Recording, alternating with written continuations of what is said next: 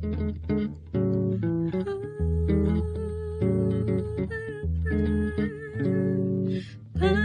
me not a gentle Savior, hear my humble cry, while on others thou art calling. Do not pass me by. Shalom Lakem, que la paix soit sur vous. Aujourd'hui, donc, nous avons avec vous Pasteur Olivier Anani. S'il vous plaît, abonnez-vous pour faire partie de la grande aventure du cœur de la vérité. Aujourd'hui, nous avons un thème passionnant, la création, Genèse comme fondement. Et nous allons voir 5 importantes articulations de cette Genèse. C'est 1. Au commencement, 2. Les jours de la création, 3. Le sabbat et la création, 4. Création et mariage, 5. Création et la croix. Alors, le texte de base, c'est Jean chapitre 1, verset 1 à 4. Au commencement était la parole. La parole était avec Dieu et la parole était Dieu. Elle était au commencement avec Dieu. Toutes choses ont été faites par elle et rien de ce qui a été fait n'a été fait sans elle. En elle était la vie et la vie était la lumière des hommes. Ce verset, voyez-vous, affirme à la fois la co-éternité et la co-création, tout autant que le principe de vie inhérent en Jésus-Christ et le principe de direction des hommes. En fait, les premiers chapitres de la Genèse auxquels ce texte renvoie sont fondamentaux pour le reste des Écritures. Les principaux enseignements ou doctrines de la Bible trouvent leur source dans ces chapitres. Là, nous trouvons la nature de la divinité qui travaille en harmonie en tant que Père et Fils, Jean chapitre 1, verset 1 à 3, Hébreux 1, verset 1 à 2. Et le Saint-Esprit, Genèse chapitre 1, verset 2, pour créer le monde et tout ce qui s'y trouve, culminant en toutes choses à l'humanité dans Genèse chapitre 1, verset 26 à 28. La Genèse, donc, nous introduit au mariage, au sabbat, Genèse chapitre 2, verset 1 à 3. À l'origine du mal, Genèse chapitre 3, et au Messie, tout comme le plan de la rédemption, Genèse chapitre 3, verset 15. Au déluge mondial et universel, Genèse chapitre 6 à 9. À l'Alliance, Genèse chapitre 1, verset 28, Genèse chapitre 2, verset 2, Genèse chapitre 3, verset 15 à 17. Genèse chapitre 9 avec Noé, Genèse chapitre 15 avec Abraham. À la dispersion des peuples, à la naissance des différentes langues, Genèse chapitre 10 et 11, et les généalogies qui fournissent le cadre de la chronologie biblique de la création jusqu'à Abraham. Enfin, vous avez la puissance de la parole de Dieu, Genèse chapitre 1, verset 3, 2 Timothée 3, 16, Jean 17, verset 17. La nature de l'humanité, Genèse chapitre 1, verset 26, le caractère de Dieu, le mariage entre homme et une femme, l'indépendance de Dieu face à sa création et l'intendance de la terre que Dieu nous a confiée, ainsi que ses ressources, et l'espérance promise d'une nouvelle création, sont tous basés sur ces premiers chapitres qui seront l'objet de notre étude dans cette vidéo. Alors, Genèse chapitre 1, verset 1. Au commencement, Dieu créa les cieux et la terre. Bereshit bara Elohim ve'et hashamayim ve'et haaretz. La Bible s'ouvre sur les paroles les plus sublimes et les plus profondes, des paroles qui sont simples, mais qui contiennent simultanément une profondeur sans mesure lorsqu'elles sont étudiées avec soin. En fait, les plus grandes questions philosophiques concernant qui nous sommes, pourquoi sommes-nous ici, comment sommes-nous arrivés ici, sont répondues par la première phrase de la Bible, Bereshit bara Elohim. Nous existons parce que Dieu nous a créés à un moment précis dans le passé. Nous n'avons pas évolué à partir d'un atome d'hydrogène. Nous n'avons pas non plus vu le jour par hasard, sans but ultime et sans distinction, sans direction planifiée, comme l'enseigne aujourd'hui une bonne partie du monde scientifique contemporain sur les origines de l'homme. L'évolution darwinienne est contradictoire avec l'Écriture dans tous les sens. Et les tentatives de certains chrétiens de l'harmoniser avec la Bible rendent les chrétiens plus que ridicules. Le chapitre 1, de 1 à 2, chapitre 2, verset 3, termine la narration de la création ex nihilo de Dieu. Après, chapitre 2, verset 4, jusqu'au chapitre 50, verset 26, nous avons ce que nous appelons les toldotes. Les toldotes, ici, comme la Bible Top le traduit, c'est la naissance. La Bible Darby dira génération. La Bible français courant dira histoire. Lui second dira origine. Alors, la naissance du ciel et de la terre commence au Genèse chapitre 2, verset 4. Le terme Toldot se réfère au décompte des premières personnes et de leurs descendants, une forme de liste généalogique recensée à partir de la création des cieux jusqu'à l'Exode. Ouais, c'est l'historique de la création des cieux, donc d'Adam, de Noé, fils de Noé, Sem, Ismaël et ses fils, Isaac, Ésaü et Jacob, jusqu'à la fin. Donc il n'y a pas deux créations, il n'y a qu'une seule création. Alors, un spécialiste de l'archéologie prédiluvienne, le docteur Zillmer, nous amène dans ce livre, Darwin, le mensonge de l'évolution. Ce monsieur a découvert aux quatre coins du monde et a montré que l'archéologie classique a toujours triché en laissant de côté les découvertes bizarres qui ne collaient pas, qui ne cadraient pas avec la chronologie darwinienne. Comment en effet expliquer la présence d'outils humains dans des strates aussi vieilles que celles du dernier âge glaciaire? Pourquoi l'Antarctique n'était-il pas recouvert de glace auparavant? Et surtout, comment expliquer que les côtes de l'Antarctique figurent sur des cartes maritimes anciennes comme si elles n'avaient jamais été recouvertes de glace? Comment expliquer aussi ce saut sumérien vieux de 4500 ans qui montre l'emplacement de toutes les planètes du système solaire alors qu'à l'époque, ils ne pouvaient pas avoir accès au ciel, à l'œil nu? Et comment justifier les traces des pas humains à côté de celles d'un dinosaure découvertes par centaines dans les plaines du Texas, à Paluxy River et ailleurs dans le monde? À toutes ces questions qui embarrassent la science politiquement correcte d'aujourd'hui et à bien d'autres, ce livre, Darwin, le mensonge de l'évolution, démontre que le christianisme n'a pas totalement tort. C'est très très intéressant et très valable à lire et acheter. Alors, Genèse chapitre 1 nous amène dans ceci. Nous indique que nous avons été créés par Dieu à un moment absolu, au commencement. Et cela indique que Dieu est hors du cycle du temps terrestre limité par un soir et un matin, ou cycle journalier, lunaire ou solaire, des mois et des années. Et en plus de cela, Hébreux chapitre 1, verset 1 à 2, comme Jean chapitre 1, verset 1 à 3, indique que Jésus-Christ a été l'agent de la création divine. La Bible enseigne que Jésus était l'agent de la création. La Bible dit que toutes choses ont été faites par elle, la parole, et rien de ce qui a été fait n'a été fait sans elle. Par Jésus, Hébreux chapitre 1, verset 2, il a aussi créé le monde, parce que toutes choses ont leur origine donc. En Jésus, au commencement, nous pouvons avoir l'espoir qu'à la fin, elles se termineront également comme cela a commencé. Parce qu'il est l'alpha et l'oméga, le premier et le dernier. Et il faut nécessairement croire à un Jésus créateur afin de pouvoir croire à un Jésus qui revient dans ce second avènement.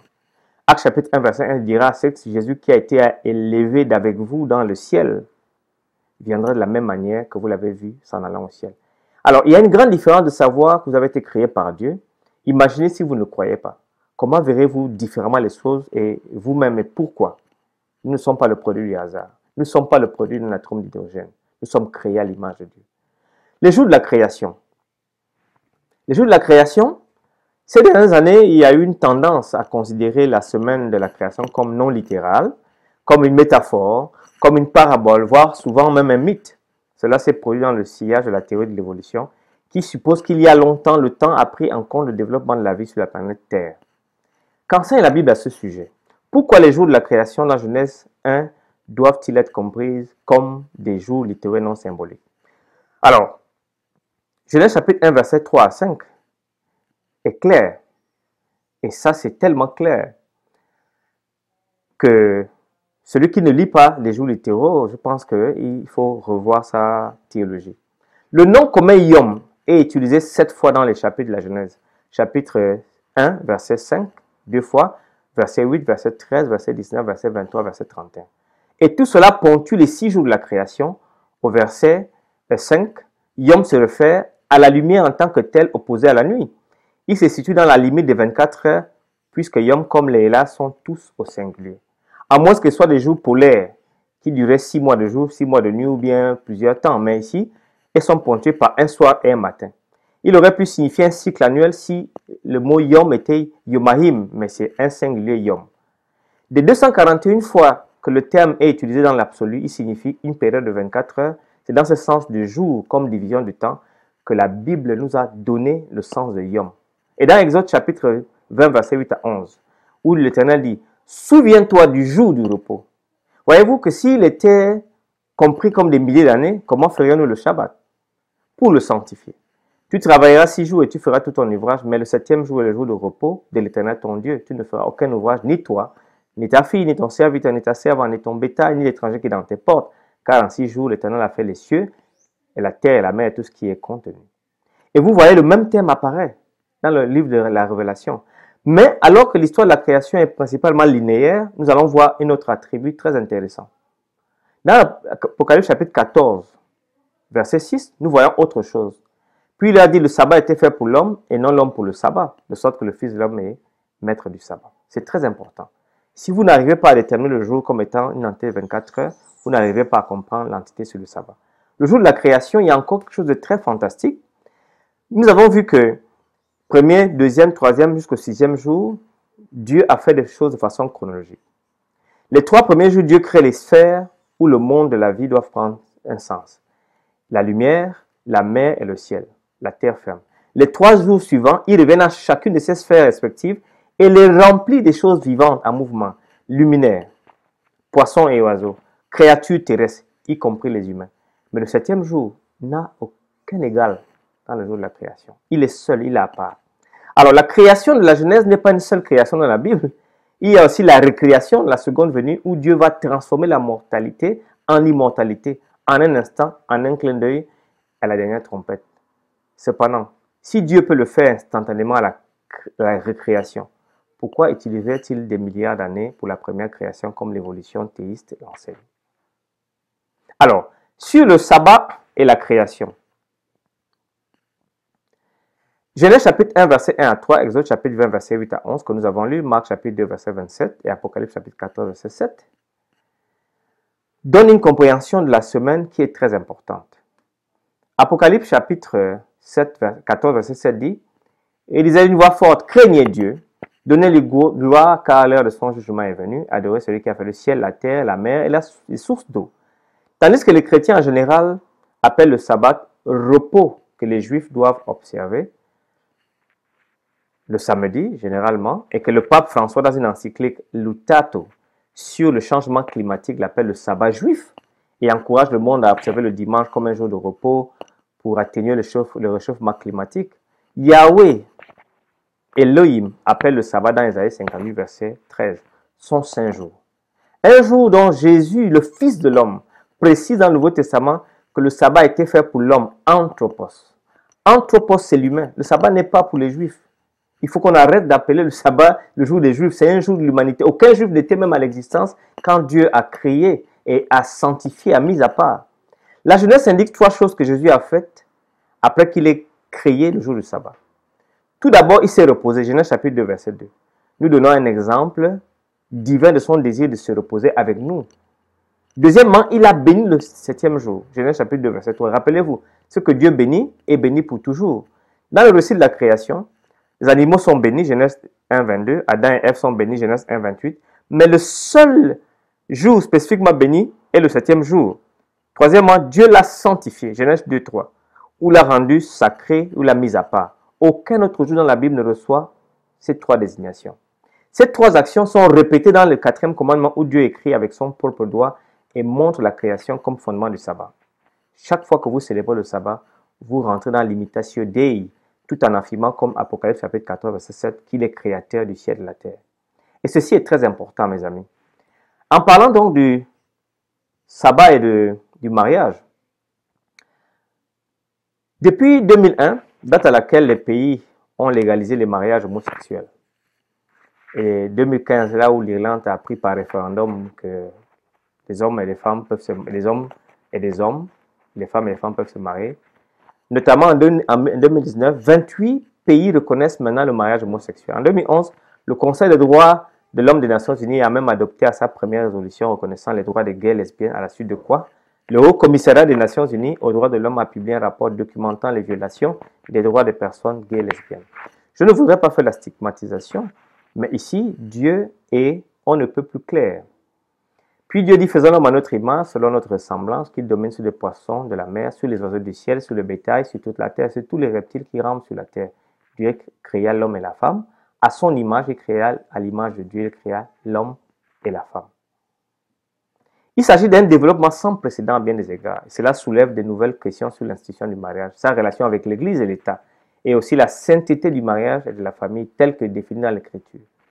Lorsque la divinité, bien sûr, parce que Elohim, masculin pluriel, dit « faisons l'homme à notre image », il le créa l'homme et la femme. Ceci implique qu'un couple hétérosexuel soit la seule entité qui puisse rentrer dans le cadre du partage de l'image de Dieu au commencement. Dans la sacralité du mariage, selon Matthieu 9, 19, versets 3 à 6, il faut un Adam et une Ève, non un Adam et un Steve, afin que la multiplication naturelle soit possible, sous peine de violer le 5e commandement. Honore ton père et ta mère. Comment feront-ils pour honorer ton père et ton père, ou ta mère et ta mère, afin que tes jours se prolongent dans le pays que l'Éternel Dieu t'a donné?